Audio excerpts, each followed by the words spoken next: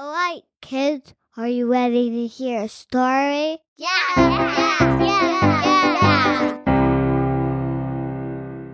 Welcome to Witch Toast and Other Tales. Once upon a time, there was a boy named Billy. He lived in the suburbs with his parents. He had lots of friends in the neighborhood. He loved to ride his bike around with them. He loved to go down to the lake to go fishing. But his parents had a very strict rule. He had to be home by 8 o'clock every night. Billy's friends would always tease him. They would say, "Oh, the baby has to go home." And Billy complained to his parents. He said, "Mama, Dada, why do I have to go home at 8 o'clock? Why? My friends get to stay out till 9. Bobby even gets to stay out till 10. And his mother said, "Listen, when I was a little girl, I had a bunch of friends in the neighborhood just like you did. And one day, one of them disappeared. See, she was walking home late at night, walking home from my house. And this man with a white van came up, pulled up beside her. The man offered her candy. She said, 'Oh yeah, I love candy.' He opened the back of that van, and there was so much candy. She got so excited. She jumped inside, and whoosh, he shut up the doors and drove off, and she was never seen nor heard from again. That's why I don't let you stay out late at night. That's why I tell you not to talk to strangers. And above all, beware the man in the white van." Now, Billy thought this was just a kid's story to scare him, but truth is, it kind of did scare him. Well, one night, Bobby and his friends were walking around town like they usually do on a Saturday night, and he said, "Oh, I gotta go home. It's getting late." His friend said, "Oh, the baby has to go to bed." And he said, "Oh, come on, guys. You know it's my mom's rule." And they said, "Listen, go into your house, tell her you're going to bed, and get in bed, cut out the light, and sneak out. We'll meet you on the corner in 20 minutes. And he said, "I don't know, guys. I don't know." And they said, "What are you? Bark, bark, pacha, you chicken, Billy?" Billy said, all right, fine." So he went into his house and told his parents he was going to bed. And he went in and he laid down, pretending like he was going to sleep. And after a few minutes, he got up. He stuffed his pillow under the blankets so it looked like he was still sleeping. Then he opened the window and he snuck outside. He dashed across the lawn. And he went and he met his friends on the corner. They said, "Oh yeah." And they went down to the lake and they went fishing. They did good too. They caught some big old catfish. They were real excited. Got to be later in the evening, and now they all had to go home, so they started walking back home. By then, the streets were pretty much deserted. There was nobody on them, nobody walking around, not even any cars. And as they were walking a couple blocks from Billy's home, they heard brrr behind them, and they turned, and there was a white van turning onto their street. And Billy, he couldn't help it. Chill went up his spine. He remembered his mom's story. He was gripped almost by a panic, like he needed to run, which was rather strange. But he kept his cool, and as the van pulled closer, it slowed down. And then it came to a stop, and the window rolled down. Billy was like, who could this be?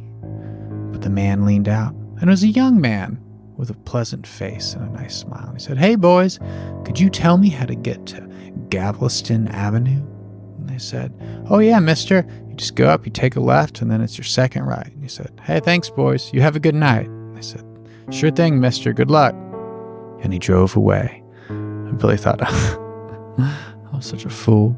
Of course, it's just a story to scare kids. Of course, it was just some man asking for directions. Pretty nice man at that. Then he went home and he snuck back in through the window and he crawled into bed, and his parents were none the wiser. Well, a few weeks later, it was Halloween, And Billy begged and pleaded with his parents to extend his time out trick-or-treating. He didn't want to come back at it. And they said, all right, listen, 8:30, but no later. And be very careful of any strangers. So Billy went out and he had a great time with his friends. But 8:30 came quicker than he thought. And his friends were like, not again. Can't you stay out a little bit later? And he was like, no, I gotta go home. And they're like, all right. Look, it's Halloween. It's a special night. Sneak out again. And he was like, come on, guys. I already did that once and got away with it. I don't want to do it again. And they were like, come on. It worked last time. They'll never know. And he's like, all right, you know what? Fine. So he went home and did the same thing he did before. He told his parents he was going to bed, crawled under the covers, waited a few minutes, stuffed some pillows under the covers, opened the window, and snuck across the yard and met his friends at the corner. And they were like, oh yeah. He was like, well, what's the plan, guys? And they're like, we're going to run down before it gets too late to the street with the big houses where they got the big candy bars. And he was like, isn't that pretty far? And they were like, yeah, but we'll make it quick.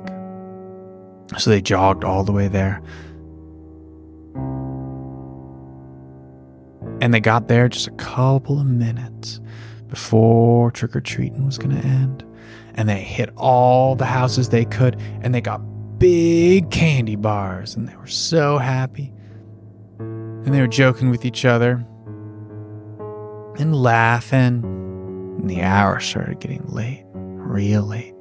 All the other trick-or-treaters went home. Cars stopped driving on the roads. And they realized they were actually pretty far from home, and they'd better get back. They were so tired they couldn't even jog, so they just walked, tried to keep a brisk pace. And once again, they got to within a couple of blocks of Billy's house. And Billy saw a tree he'd climbed many times before. They'd been having an argument about who was the best at various things, and he was like, yeah, I'm definitely the best climber. I bet I can get up that tree in 30 seconds. And his friend said, no way. And he was like, all right, time me. And he set his bag of candy down, and he jumped up and grabbed the first branch and started climbing as fast as he could, brushing against the leaves and the sticks. He didn't even notice for a few seconds that his friends had grabbed his candy and were running away. And he was like, hey, come back here. And they said, we got your candy. He started climbing down as fast as he could when he heard, and he turned and looked. At the end of the street, it was a white van, just like the one he'd seen a couple weeks earlier. He wasn't sure why, but he paused. He didn't quite get out of the tree. He just waited to see what would happen. His mother's story came back to him. And he watched and the van pulled up beside his friends, and it stopped. The window rolled down. He was close enough that he could hear the man's voice. It sounded just like the same man from a couple weeks ago. And he said, oh, hey there, boys. And they said, oh, hey, mister. And he said, hey, I'm just coming from a Halloween party. I got a bunch of extra candy in the trunk. You guys are welcome to it if you want it. I've got no use for it. And they said, oh, really? And he was like, yeah. And he got out of the van. He went around the back, and he opened the doors. Still, Billy didn't move. He was frozen. He wasn't sure what was going to happen, but something didn't seem. And again, he remembered that story that his mom told him. But when the stranger opened the back of the van, his eyes grew wide. There were full-size candy bars. There were giant gummy worms, gummy bears. There were chocolates. There were caramels. There were lollipops. There was all kinds of delicious candy. And the stranger said, help yourself, boys. And his friends jumped up. They rushed into the back of the van, and they started stuffing all the candy into their baskets. And then the strange man reached out, and he slammed the trunk shut. Both doors. Billy gasped, huh? And then he could have sworn that stranger turned, and he looked down the street, and he looked right up in the tree at Billy. And Billy was so scared he dared not move. And the man got a strange smile on his face, and he turned, and he got in the driver's seat, and he drove away. Drove to the end of the street, and he turned. Billy waited for about 10 seconds, and then he started climbing down again. He was going to run to the first house he saw, and he was going to knock on the door. He's going to tell him exactly what happened, tell him to call the police. But he'd almost reached the bottom branch, the branch he was going to drop from, when he heard, and he froze. And the white van came around the corner again. It started driving towards him.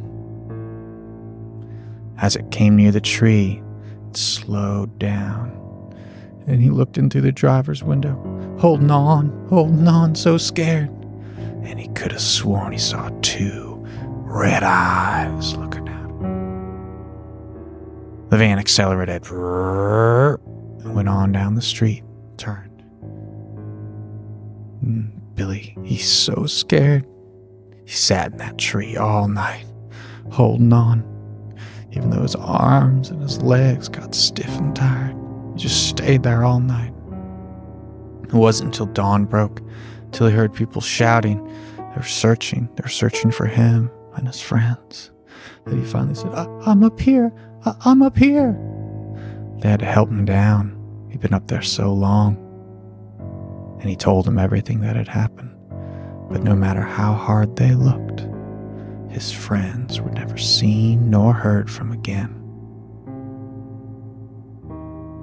The moral of the story is, listen to your parents, kids, and beware the man in the white van. The end.